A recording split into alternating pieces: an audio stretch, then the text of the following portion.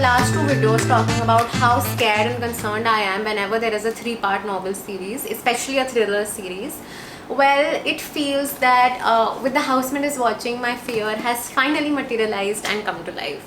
To give some context, The Housemaid is Watching is the third and final part, one of my most favorite thriller novel series of all times, the Housemaid series, and I am highly disappointed. To start with, Frida's writing in this part is also very addictive. The short chapters make it very easy to finish this book in a few hours, but that in no way means that this book is good. So this book starts 11 years later the second part ended. Now Millie, a former housemaid, is now on the other side of the spectrum. She is happily married to the love of her life, Enzo, a character, by the way, I really love, and she has two lovely kids. The book starts with her moving her family to a new neighborhood. From cleaning other people's houses to finally having a home which she can call her own, Millie has come a long way. The charming kitchen, a huge yard where her kids can play, and a safe and nice neighborhood, she and Enzo have stayed years for this life. But Millie's problems hardly end here. She has a beautiful neighbor who keeps flirting with her husband, a strange maid who gives Millie cold stares, her husband leaving the house late at night, and a shadowy figure watching them. Between all this chaos, Millie wonders whether she made a terrible mistake moving her family here. She was sure that she had left all her darkest secrets behind. But could this quiet suburban street be the most dangerous place of all? Okay, so I have a lot of reasons why I feel no true housemaid fan should ever pick this book up, and I'm going to decode them one by one. Firstly, for most part of the book, it does not even feel like a suspense novel. There are no twists and no turns. It feels highly domestic in its storyline and narrative, and it literally feels like we are reading about someone's day-to-day life. I love Enzo as a father, and Millie as a mother is also acceptable, but I could not help but miss the badass Millie we have known for the last two parts all throughout this book. But here, Millie feels more like a spectator.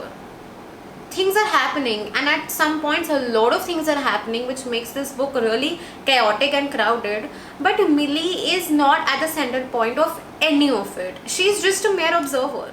Second, Millie's character. I had some issues with her character and her decision making skills in the last part as well. She is often very indecisive and not able to see the most obvious things in front of her, but in the last part that was easy to let it go. Here, I cannot help but feel Millie constantly getting on my nerves, and I literally want to go inside the book and shout at her to finally take some action and take control of her life. For the most part, she just feels like an unnecessarily overprotective and jealous wife and a quite unaware mother. It is really not the Millie we have known to love in the last two parts. Third, involving kids in a thriller plot. I'm not going to elaborate on this one because I don't want to give any spoilers, but whenever kids are involved in a thriller or a murder mystery plot, it just gives me the creeps. Lastly, and the most important point, the book is not interesting enough. The characters are good, and Frida has an exceptional way of laying the background for each of her characters, which was interesting in the last parts but kind of got boring here because the first half of the book was all about setting the premise and setting the background for everything without anything really happening, but you could still go through that part waiting for something exceptional to happen in the second half, but that point never comes. It does not have the thrill and excitement of a typical Frida McFadden book. So I would just like to rest my case by saying, is this book binge worthy? Yes. Is it necessary? No. It feels bland and boring in most parts and is just not exciting and thrilling enough to make you feel anything. So my final recommendation would be to not go for The Housemaid is Watching and spoil the memory of the first part.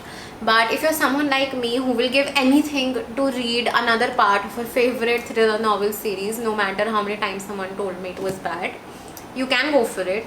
But don't say I didn't warn you.